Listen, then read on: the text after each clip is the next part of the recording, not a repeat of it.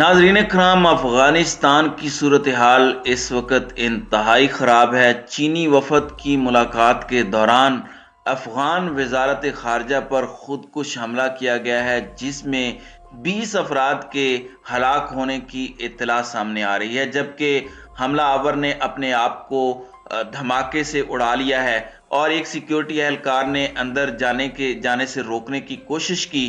तो इस दौरान ये खुदकुश वाकया हुआ है और इस खुदकुश वाकये के बाद अफगानिस्तान में सूरत हाल इंतहाई ख़राब हो चुकी है।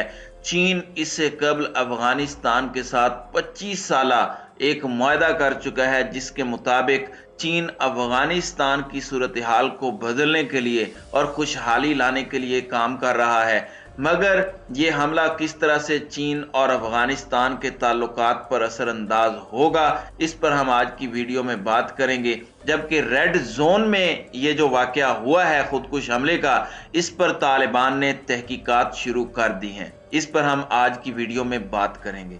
नाजरीन कराम, अफगान दारुल हुकूमत काबुल में वजारत दाखिला के दाखिली मकाम पर खुदकुश हमले के नतीजे में 20 अफराद जाँ बहक जबकि मुतअद्दिद जख्मी हुए हैं।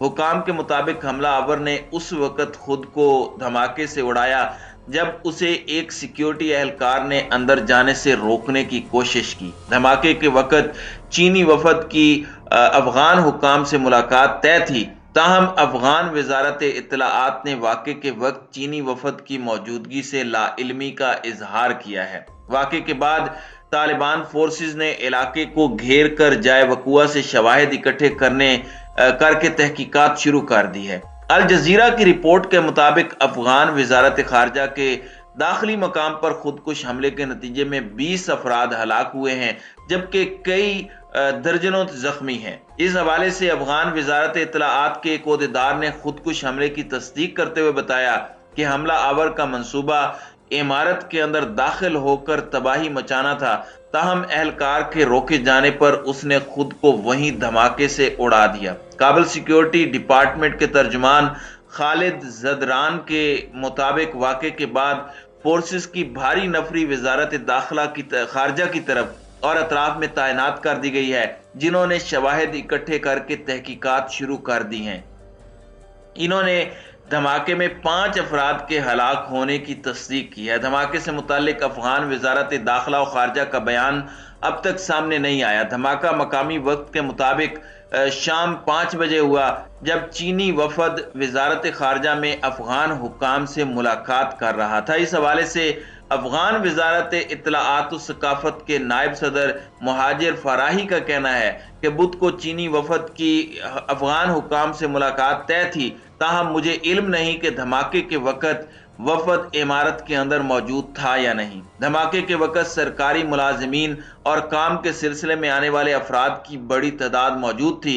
धमाके में जाँ बहक और जख्मियों को करीबी हस्पताल मुंतकिल कर दिया गया है। इलावा अजी धमाके की जिम्मेदारी अब तक किसी भी गिरोह की जानिब से कबूल नहीं की गई, ताहम इसमें दाइश के मुलविस होने के शुबहात जाहिर किए जा रहे हैं। नाजरीन कराम, वाज़ेह रहे कि अफगानिस्तान में रवां बरस ये दूसरा बड़ा धमाका है। इससे कबल काबुल के मिलिट्री एयरपोर्ट पर धमाके के नतीजे में कमोबेश 10 अफराद हलाक जबकि मुतअद्दिद जख्मी हुए थे।